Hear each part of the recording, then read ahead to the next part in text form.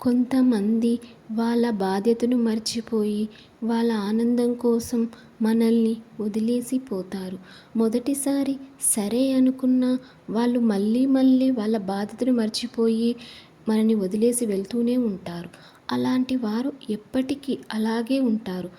అలాంటి వారి గురించి ఎక్కువగా ఆలోచించకుండా మన ముందు మన కోసం ఎదురుచూస్తూ ఉన్న బంధాలను బాధ్యతగా చూసుకుంటూ వాళ్ళ కోసం మనం కష్టపడుతూ బాధ్యతగా ముందుకు సాగాలి.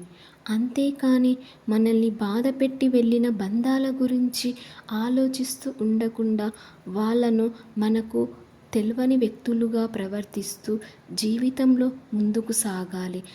అనుకుంటేనే కదా మనల్ని వాళ్ళు బాధ పెట్టగలరు.